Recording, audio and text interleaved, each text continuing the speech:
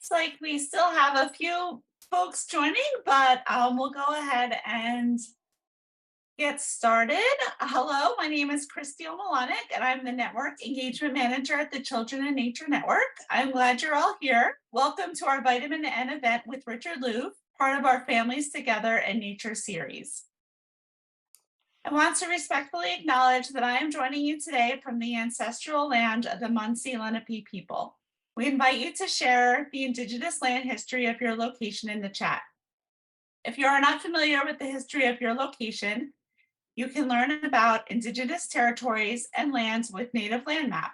We're sharing a link in the chat, and it's on the slide as well. In addition to land acknowledgements, here are some ways that you can support Indigenous peoples every day. You can learn about the Indigenous homelands you're on and normalize land acknowledgements, educate yourself on Indigenous issues, advocate for land back to the Indigenous peoples from whom it was taken, follow Indigenous social media accounts to reshare and amplify Indigenous voices year-round, and support Indigenous causes and Indigenous-owned businesses. We're also excited to be kicking off our Vitamin N Challenge, brought to you this year with support from Nature's Way, a company that offers a range of wellness products to help people live healthy lives. It is my pleasure to introduce Rachel Laberge, Content Integration Manager at Nature's Way Brands, who will share a little bit about our partnership. Welcome, Rachel. Hi, thanks, Christy. Hi, everyone. So glad to be here. I'm joining you today from the ancestral and contemporary lands of the Eastern Dakota people. On behalf of the team at Nature's Way, I'm honored to be here and say a few words about how we're partnering with the Children in Nature Network to sponsor the Vitamin N Challenge this year. So to start, just a little bit more about Nature's Way and why we're a good partner with the network. So we were founded in 1969. We've always been turned to nature. We turn there to find a better way to wellness. We're on a continued mission to forward innovations that promote ancient wellness practices, connect people to nature, and of course, encourage everyone to live their best life. When the opportunity arose to partner with the Children in Nature Network, we were just so excited. It just seemed like the great fit, and the team has been just so amazing to work with, as we build the challenge and look for ways to continue the mission. We're going to expand the challenge. We're getting more folks, especially kids and families, out in nature to take in all that it has to offer. To amp it up to really get folks excited, we're hosting a giveaway, and we're going to center that around the challenge that will kick off next week. They'll be putting some links in the chat so you can stay in the loop. And of course, we'll be posting all about the giveaway featuring Nature's Way employees, sharing their challenges among other interesting pieces of content. And then just to kind of give you a piece of how I'm going to participate in the challenge, I'm exploring foraging to learn more about native Minnesota plants. And already this year, I've had the pleasure of finding and eating wild blueberries and wild strawberries up in the Boundary Waters. That was a special treat. And I can't wait to see and hear about what all of y'all are going to do to get more vitamin N this year. Just so excited to kick this off and be part of the conversation. So thank you so much, Children in Nature Network, for hosting today and having us here. And I'll pass it back to Christy. Thanks, Rachel. Thanks so much for joining us today. And thanks to you and Nature's Way for your support of the Vitamin N Challenge. It's been a pleasure working with you and your team as well. I love the educational aspect of your personal challenge, and I look forward to following your foraging adventures. Okay, before we get started, I just wanted to share some event logistics. Closed captioning has been enabled. Please use the Q&A Zoom function for your questions, any questions that you have for Richard.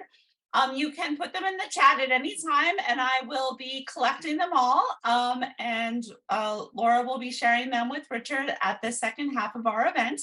And as you know, as you can already tell, the chat is enabled. So all attendees can feel free to comment and connect during the course of the webinar.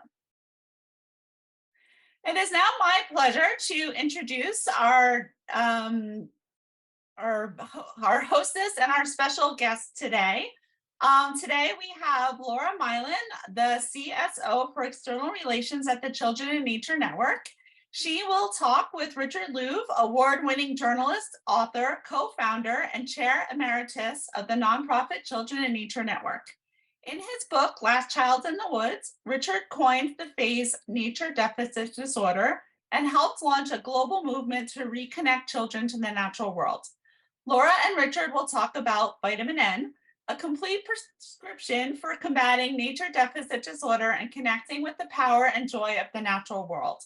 They will share some tips for completing the Vitamin N Challenge, an initiative inspired by Richard's book, Vitamin N, The Essential Guide to a Nature-Rich Life. The Vitamin N Challenge is a commitment to spend more time outside in nature this summer and to share your experience on Instagram using hashtag Vitamin N Challenge to encourage others to spend more time in nature too.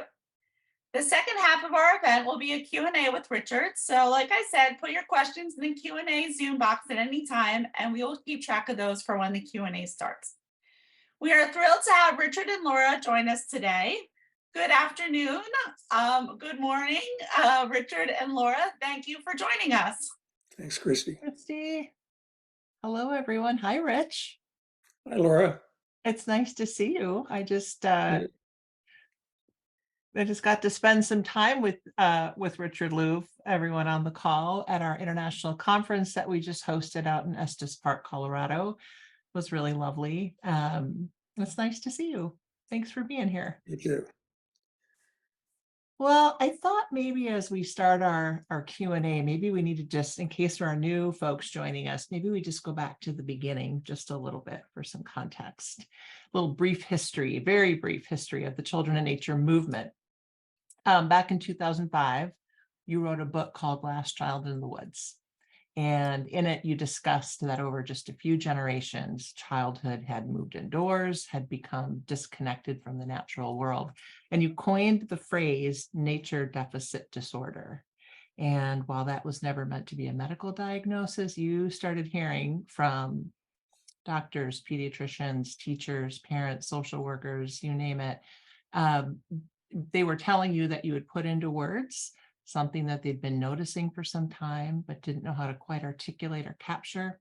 And from that, this big, bold, global cross-sector movement began. There had been people doing the work for many years, but this kind of more connected movement really took off to connect children to nature. It began to grow. And then fast forward a few years later, you wrote a book called Vitamin N, The Essential Guide to a Nature-Rich Life that Christy just mentioned.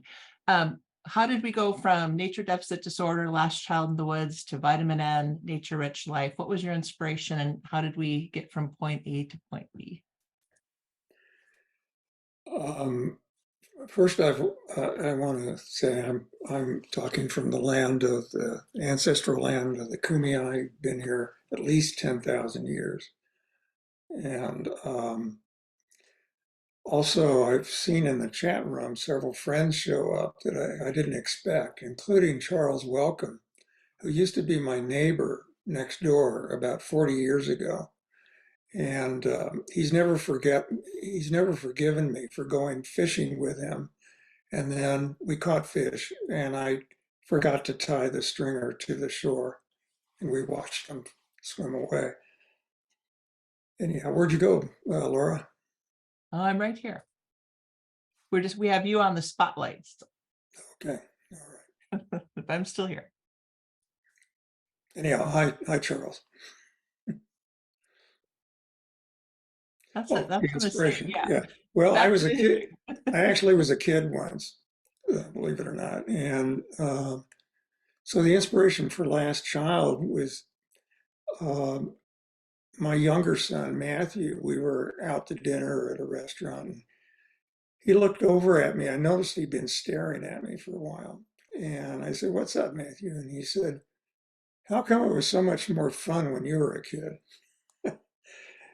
all these stories you tell about your treehouse and all of this. I said, you have fun, you have a great childhood. And so we got into this discussion, and that was, in a way, the inspiration. But a lot of it was just, I spent much of my boyhood in the woods with my dog, a collie, and named Banner. And my parents hardly ever knew where I was, but Banner always knew. And that was formative in a way that I wanted to explain. And the idea that so many kids now and in the future would not have that kind of sense of connection to the natural world really bothered me. And so that's where Last Child came from. Vitamin N was the third book in. The second one was The Nature Principle, and that was more about how cities are shaped in the society. It was larger questions and about adults and nature deficit disorder.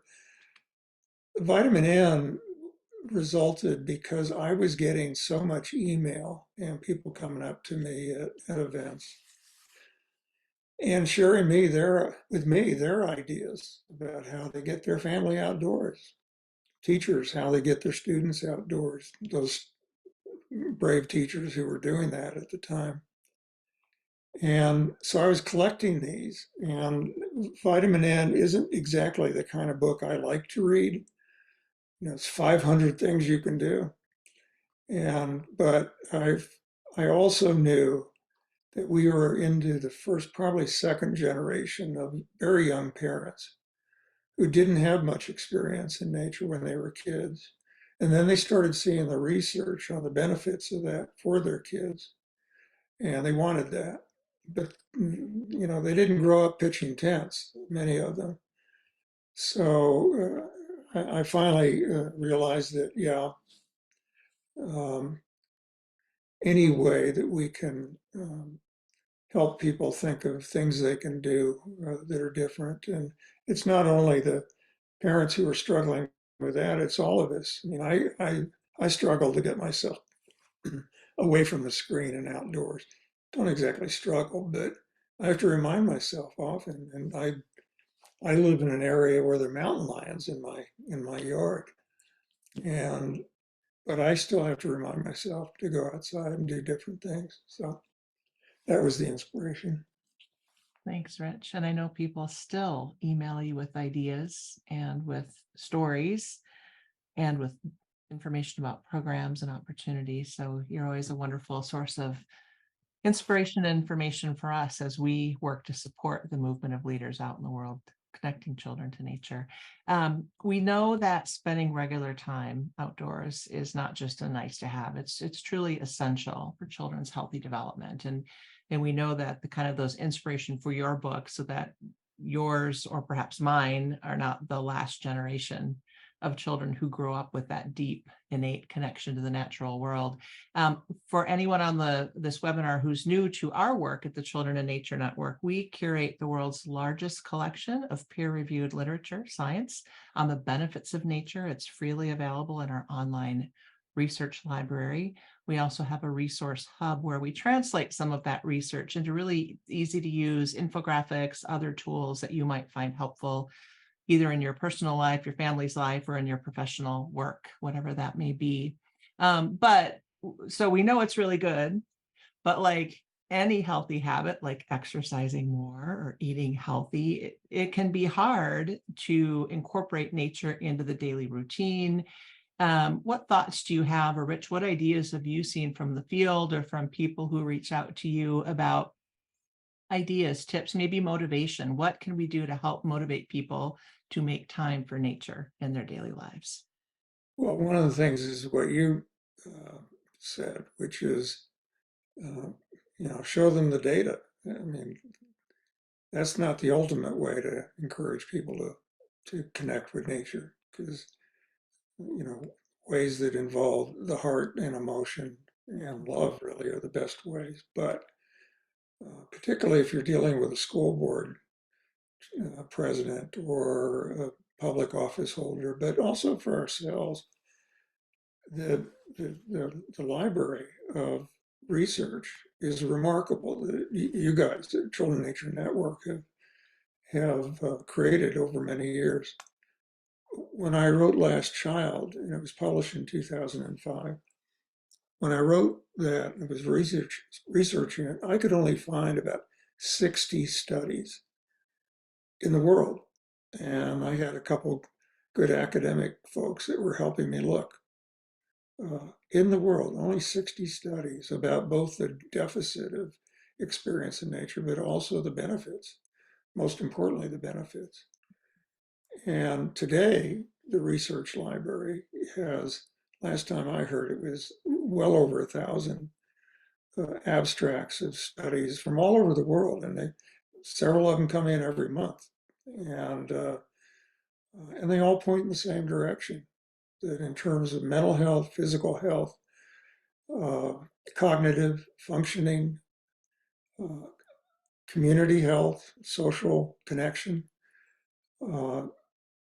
contact with nature in cities or outside of cities makes a big difference, and not only for kids, but for adults as well. Yeah, thanks, Rich. We have actually at this point over 1,300 studies in the research library. And again, they're freely available to anyone who wants to use those to make the case for the work, again, either in their own homes or in their professional lives.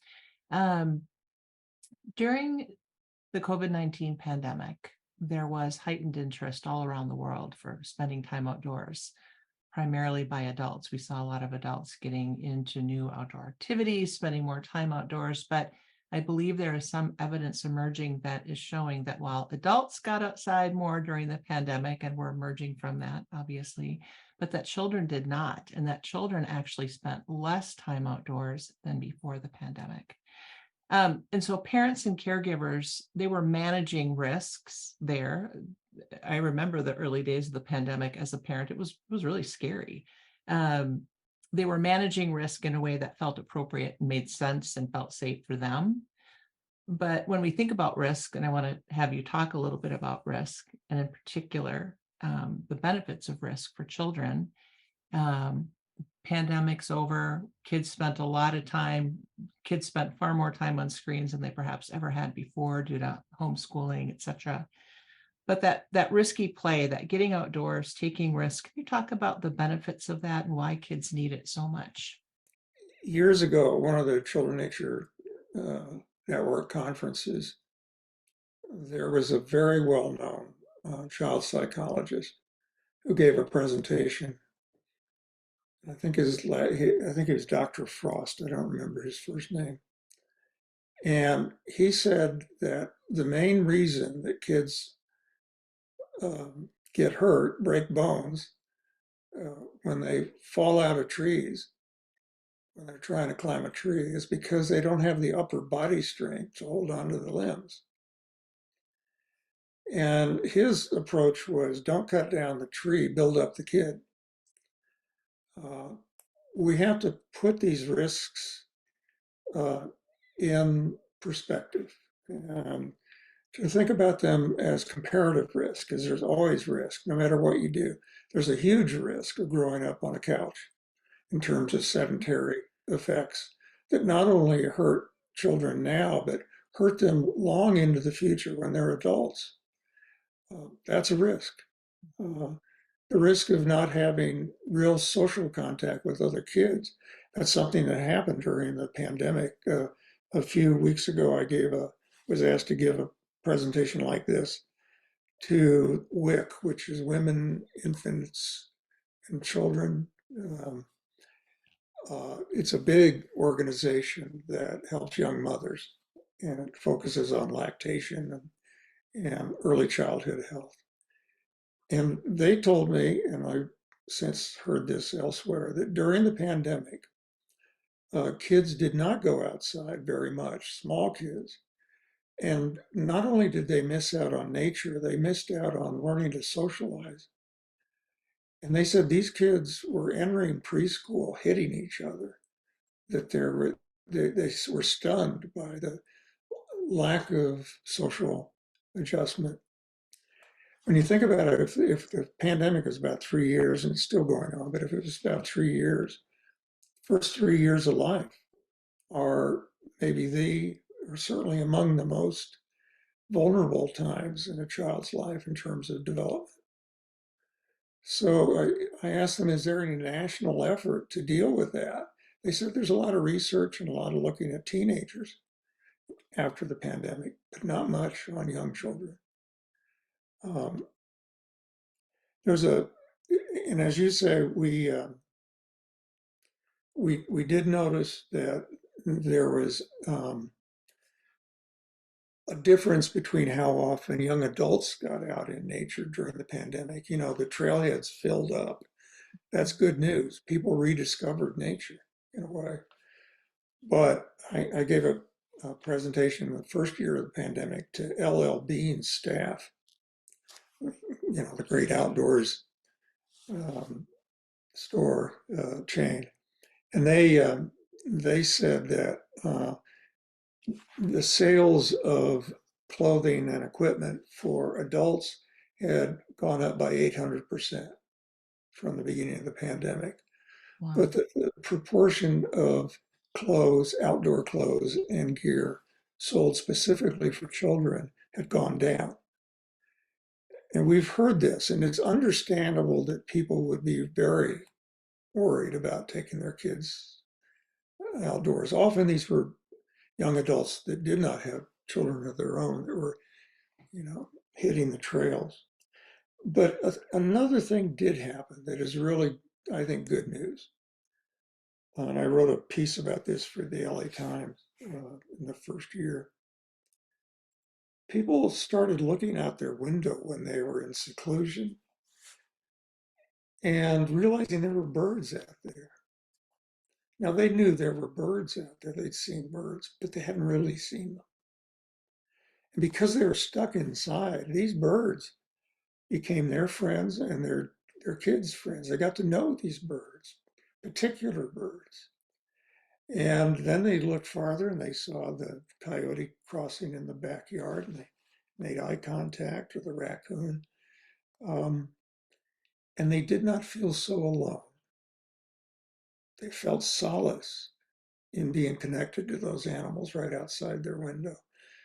And that was one of the themes of Our Wild Calling, which is the most recent book about our connection with animals, is that the loneliness epidemic in the world, but particularly in developed countries like ours, so-called developed countries,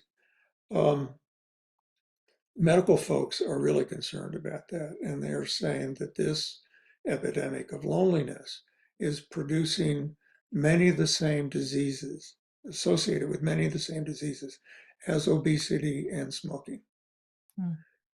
And this social isolation that people feel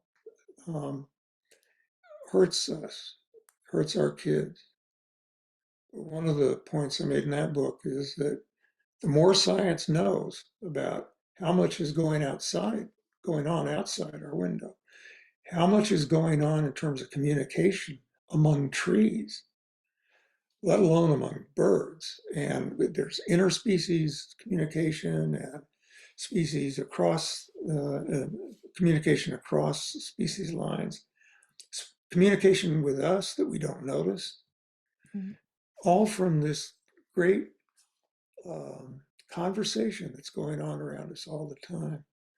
And one of the benefits during the pandemic is people did rediscover nature, many of them, and rediscovered how it gave them solace and made them feel less alone in the universe. That's great. And that is just a perfect segue to our next question. And by the way, we're putting things in the chat. You may notice links to different articles and resources, and we just put up a couple of links to articles about the benefits of risky play. But Rich, as you were talking about noticing birds outside the window, we had similar experiences here. And I'm coming to you from Minneapolis, the land, the traditional unceded and contemporary land of the Dakota peoples. You have talked often about how being outdoors in nature can engage all of the senses, and you know what can happen when we slow down, when we listen, when we see, when we notice to what's happening around us in the natural world. And noticing, paying attention, is that becoming kind of a lost art in our TikTok world. Can you talk a little bit about that? That's a good way for me to segue back into actually answering your last question, benefits of risk.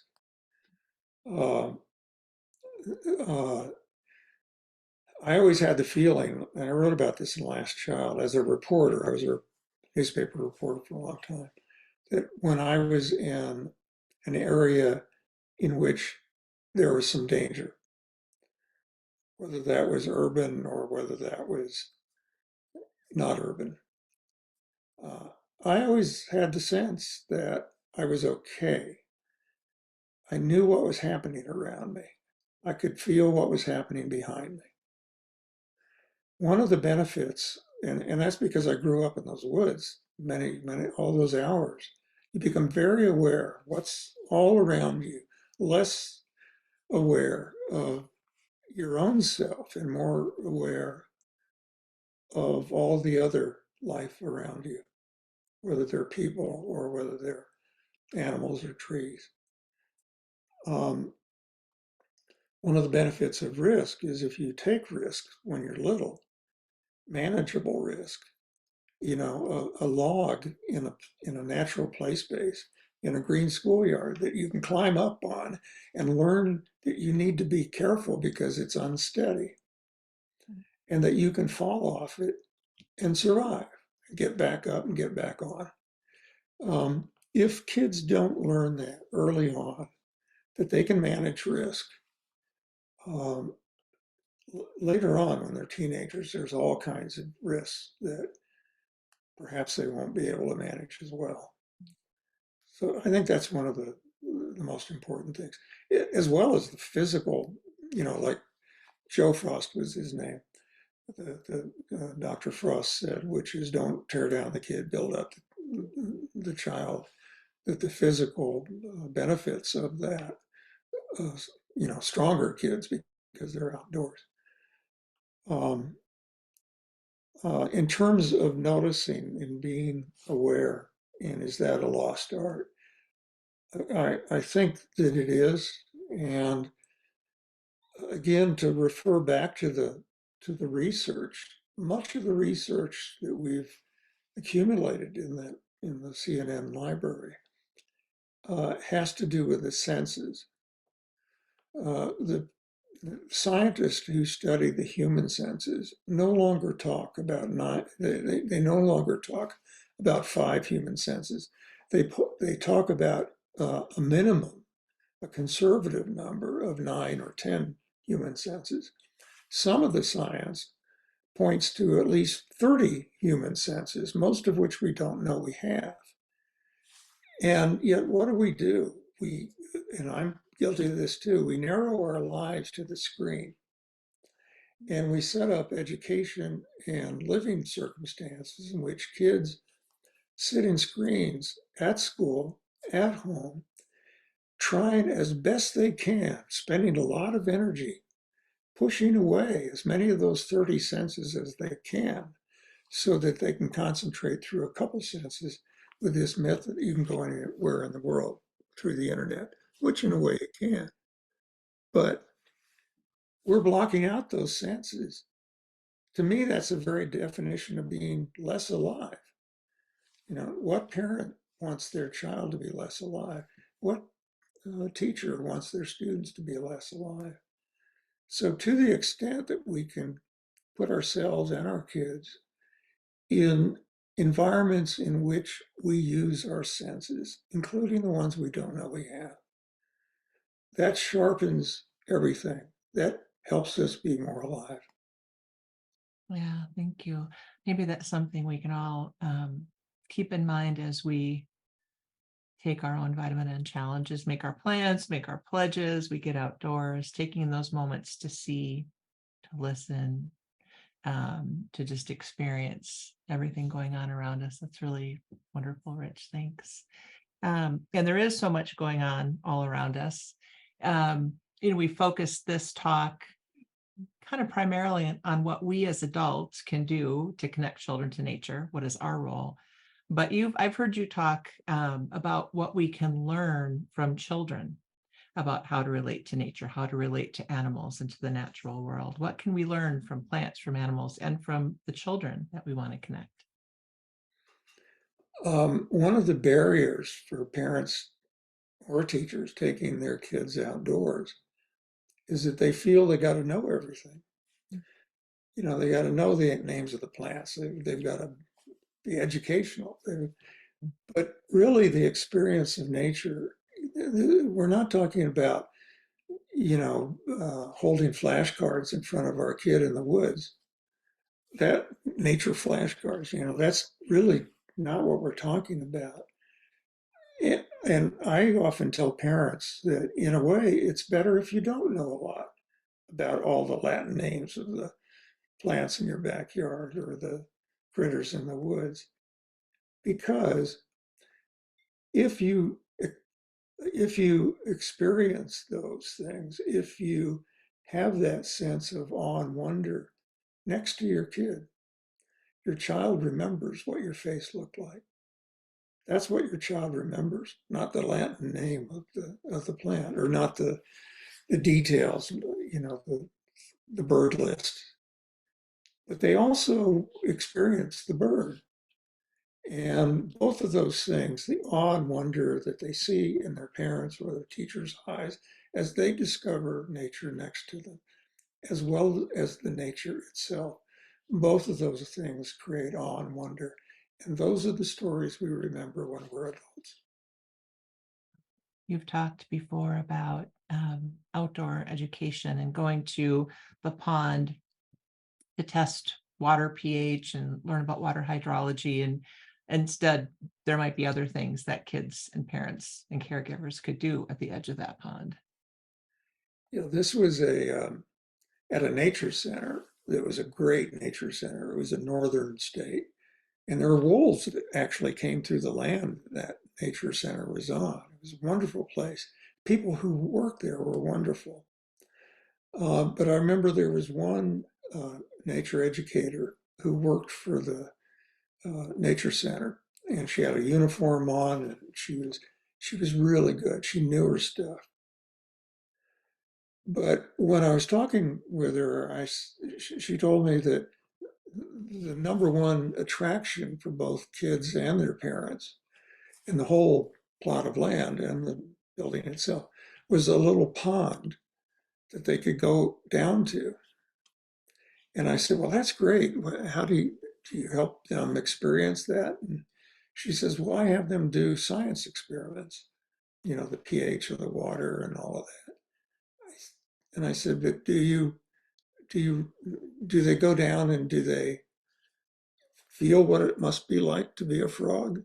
One of those frogs that jumped in, and then you wait. If you wait long enough, the frogs come popping back up.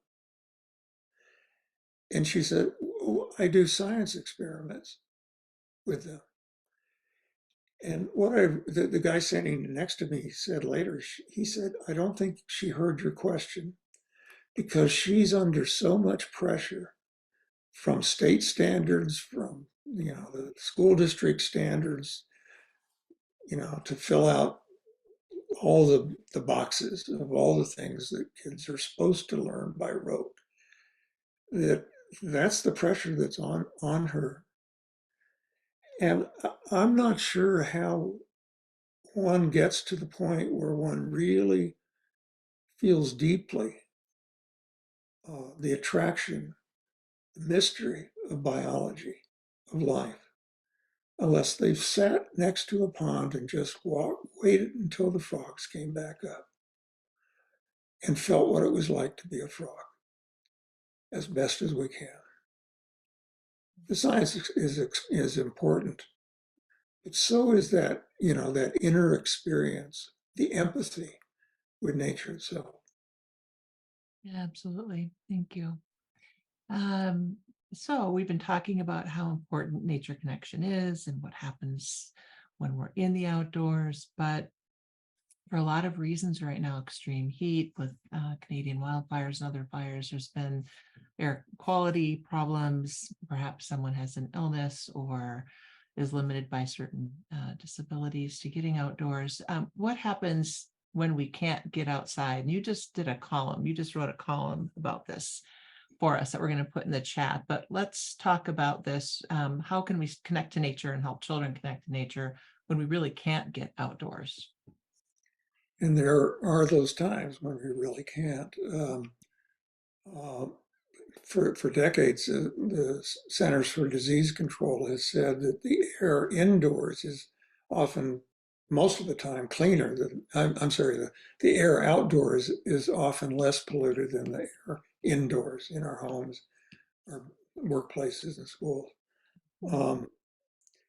But now and then it reverses, and these fires and the thick smoke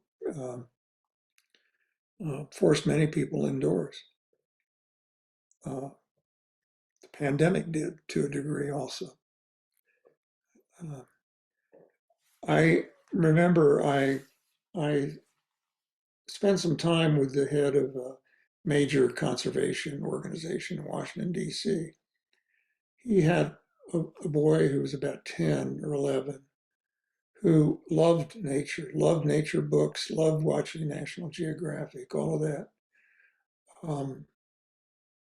But he couldn't go outdoors because he had a psychological disability that did not allow him very easily to step out the front door. He's a very, very bright kid and he loved nature. And I was thinking about that on my way home to San Diego, and I stopped. The layover was in Denver, and I saw a book called the Cloud Spotters Textbook, I think is the name of it. And it's about looking at clouds and identifying them and understanding how they form and kind of the mystery of them. And so I picked that up and I sent it to my friend for his son, so he could at least be by the window and look at clouds. And he was already by the window looking outside, but I thought, you know, there's so much you can do by setting up a window, a nature window, just to look out at the yard. If you're lucky enough to have more than a view of a yard, there's all kinds of things you can see. There's also things you can hear. There's a lot that you can do indoors, as well as bring more indoors, more of the outdoors indoors. So the piece that I did is drawn out of vitamin N, and you were kind enough to post that, and it has something like 21 things you can do. And I'm always bad on remembering more than 2 or 3 verbally, so I hope you go read that. Yeah, there's some really great ideas there. That brings us to the portion of this event where we take questions from our wonderful guests. And I have a few here that are being sent to me in the chat, so I'm going to try to pull some out. Angelina asks, have you seen an increase, maybe coming out of COVID and all the things where we saw a decrease in children's outdoor time? Have you seen an increase now in children going out into nature, or has it still been decreasing? And I don't know that we have any new official science, but Rich, what's your sense just from traveling and speaking as frequently as you do? I haven't been traveling a lot. I've been doing a lot of Zoom. So you're right. We don't know yet. We don't know the long-term effect of the pandemic. It's almost like there's 2 long COVIDs. There's the long COVID that people feel physically, and then there's the long COVID of how we experience the rest of the world. Everything from deep distrust of strangers that surely has gone up to it's still a reticence to take our kids outdoors. I hope it's reversed. I think we're seeing in schools there's even more interest now in the outside classroom. That became very popular, at least for journalists to write about or to do things on the TV news about during the pandemic because of defensible space. The outdoor classroom suddenly became very attractive. that's one of the things we don't know, how much that actually caught on. But Children Nature Network is very involved in the green schoolyards movement. And that over the last few years has really taken off.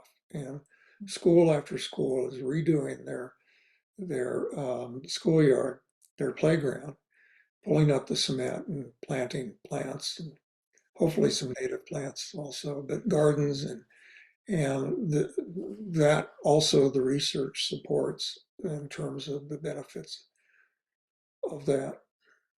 Mel is asking, as a lifestyle medicine physician, or otherwise known as Dr. Outdoors, Mel prescribes daily exposure to nature and fresh air to all patients.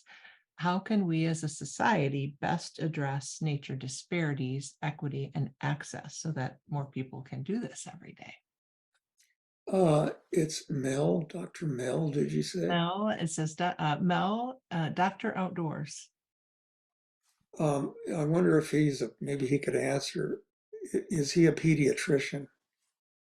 Mel, if you're able to respond to that in the chat.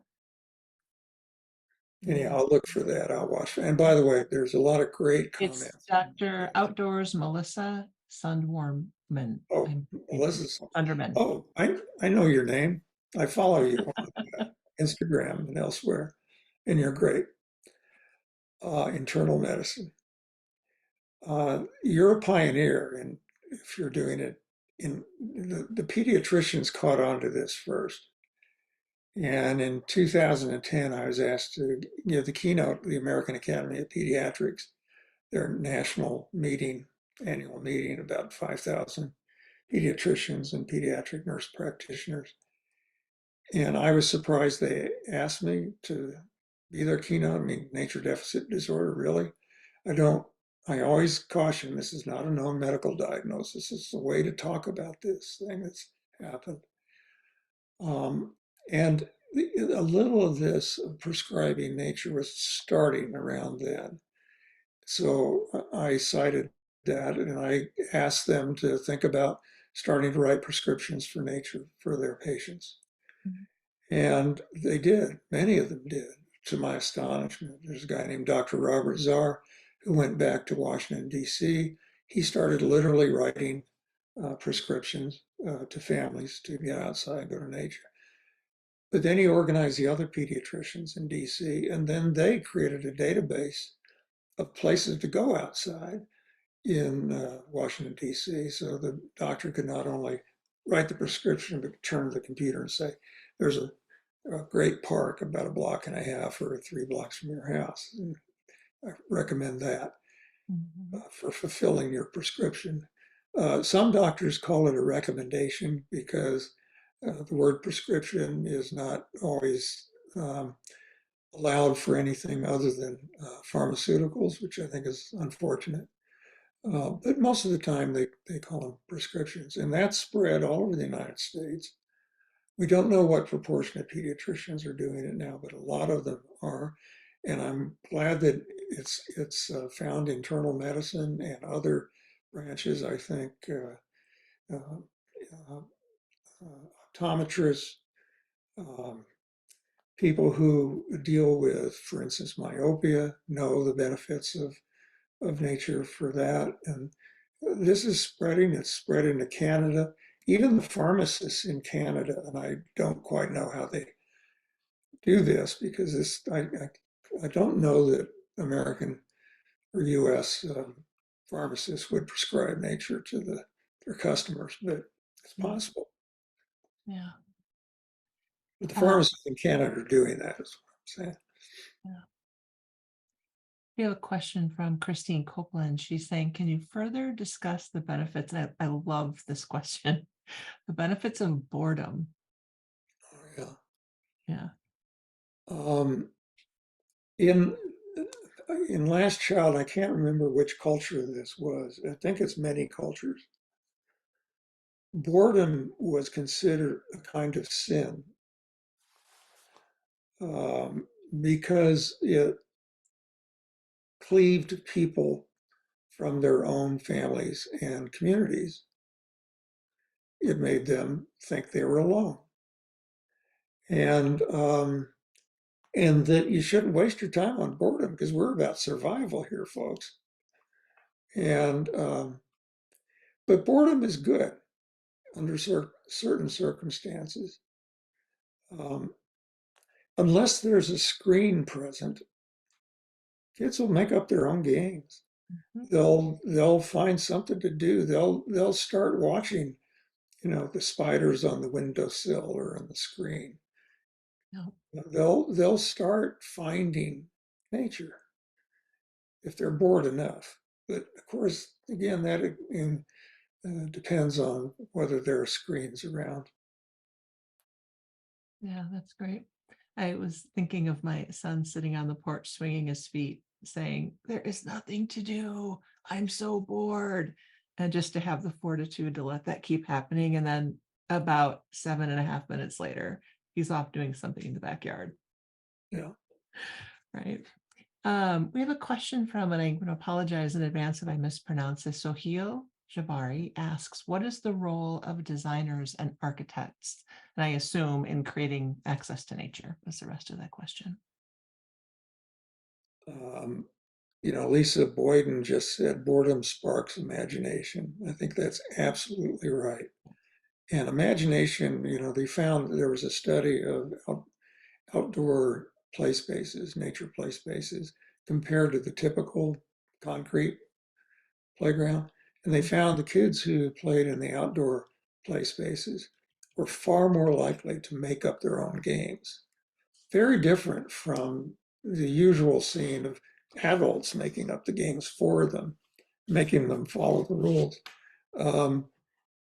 Making up your own games is an essential. Making up your own rules is an essential part of developing executive function. I think it has something to do with the economy too. Where are entrepreneurs going to come from if they can't make up their own games?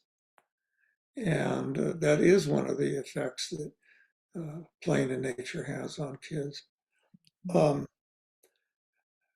sorry, what was your question, Laura? Just the role of, and you were actually kind of getting to it, the role of designers and architects. Oh, yeah, right. The Nature Principle, the second book, I go into that quite a bit. It's biophilic design and biophilic architecture has caught on amazingly. When I first wrote about it, it was not very known. The word biophilic comes from originally from, I think, Henry James.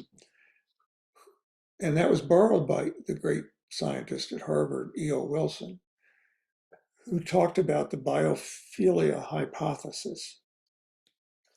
His hypothesis is that we are all genetically wired. It's in us to have an affiliation with the rest of nature.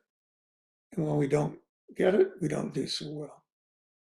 I went to a conference, a small conference, about 30 people that E.O. Wilson actually pulled together. This was about 2010, I think, of architects and artists and others who were working on this.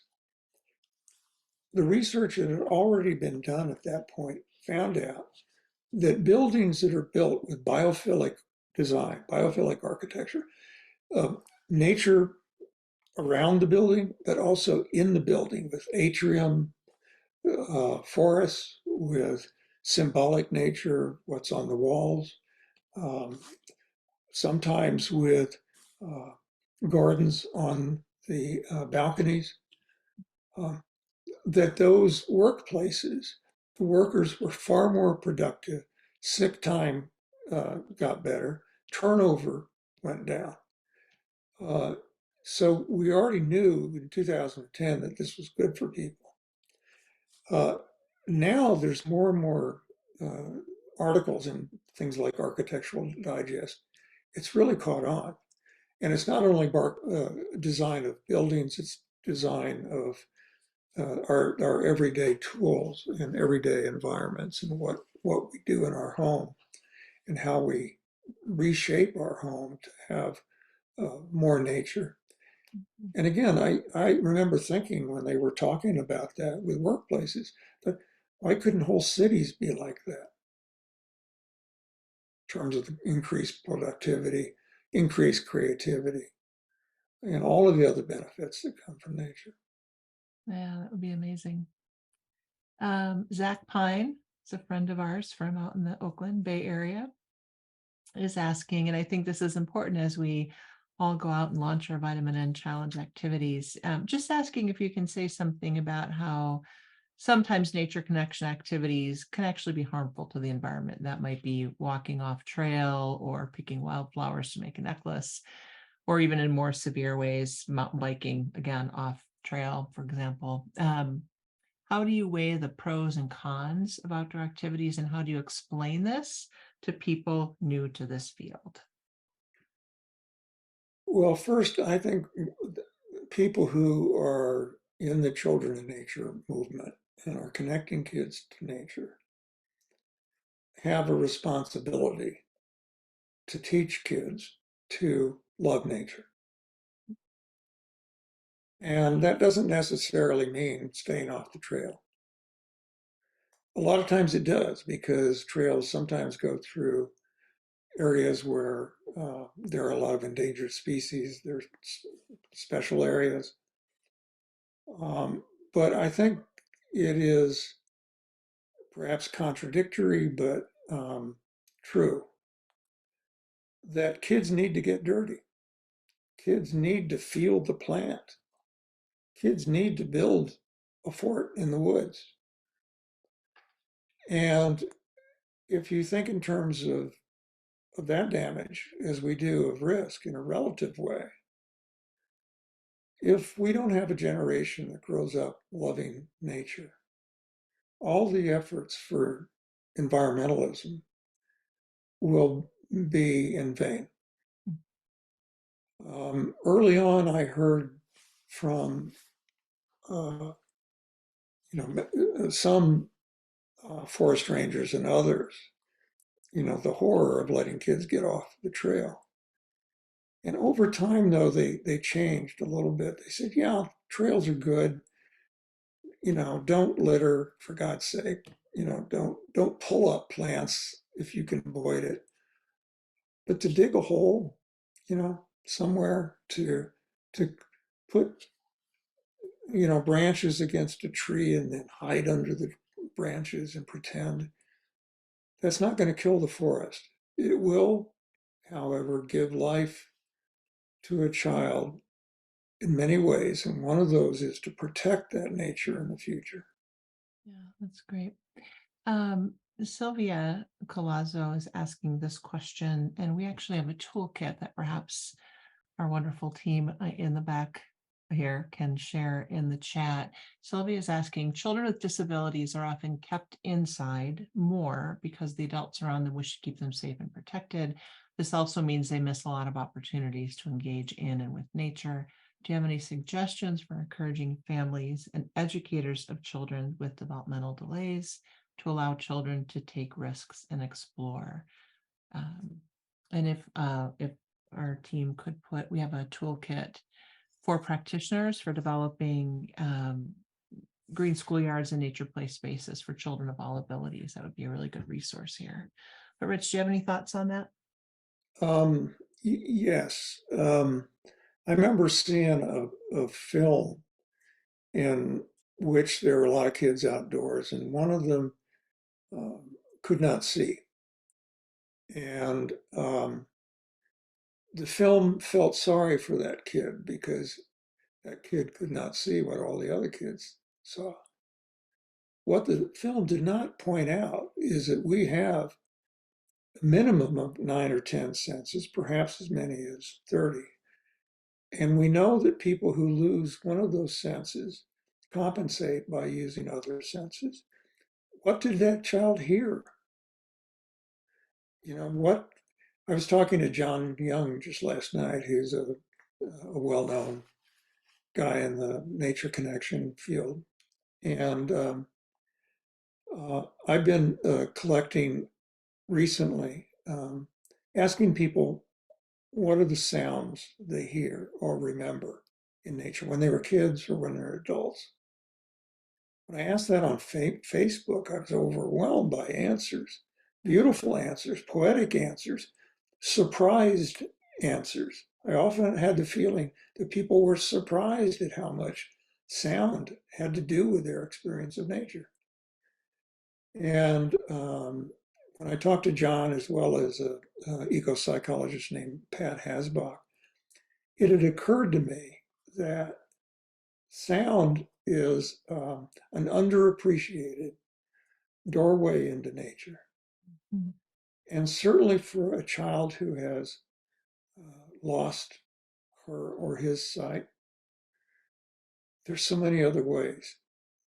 There's so many. And when I was talking to John, the idea was interesting because as I thought about it, I thought, if I'd asked that question about what do you see in nature, I would have gotten good answers, but probably not as many. And many of them would have been a little bit one-dimensional in the fact that they describe great views. Um, and this is about more than great views. But with sound is multidimensional. You hear something far away from you in a place you can't see.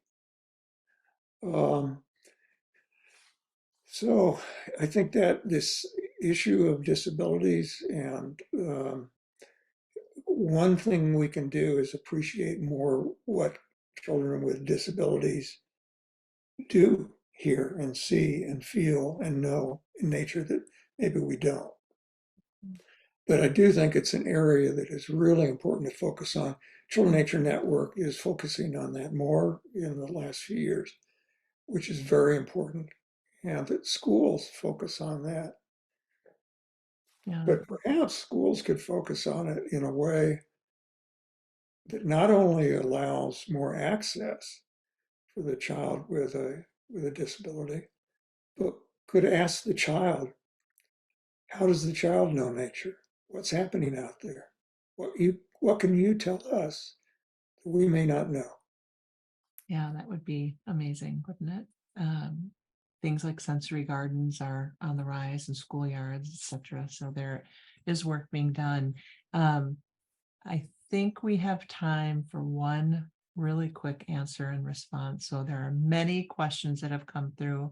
I'm going to just randomly pick one that I think we can probably get answered before we have to wrap up here our time today. But Jennifer Walsh is asking, are you seeing any new ways to help adults in cities like New York City to encourage families to get outside? And I'm assuming that Jennifer is referring to really dense urban areas, perhaps where access to green space is a little more challenging. Are you seeing anything new or anything that works?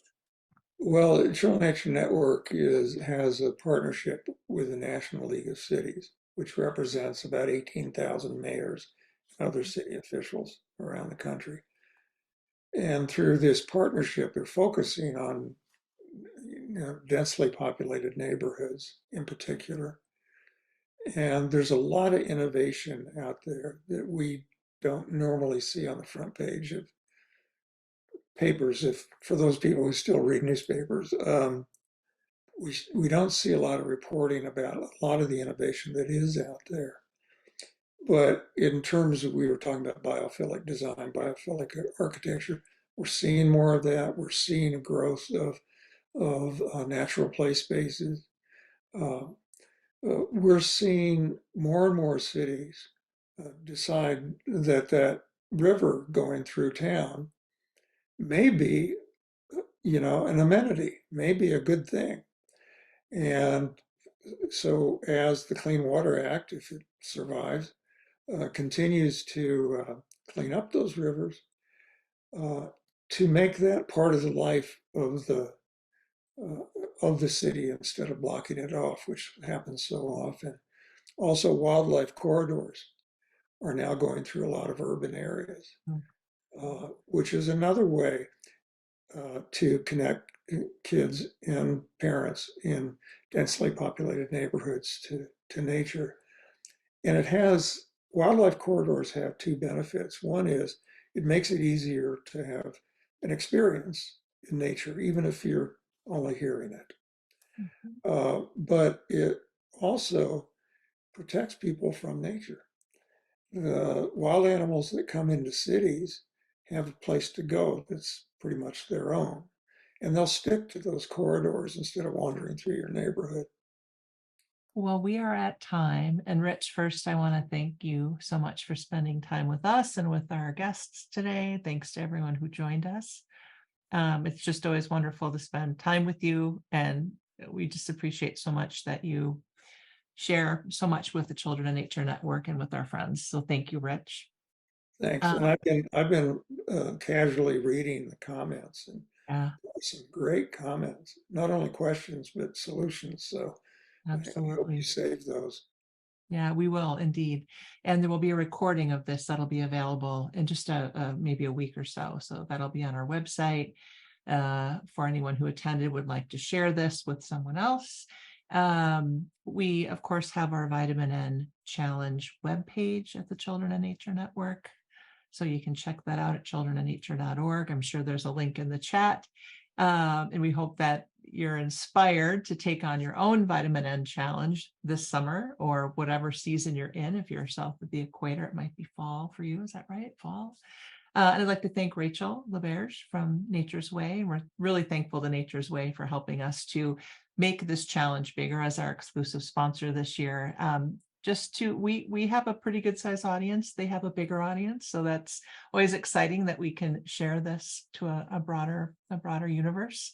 And I just want to let you know about a couple of events coming up. We have in September, our next Families Together in Nature series event will be Back to School with Nature. It's going to be on September 7th at 1 p.m. Central Standard Time.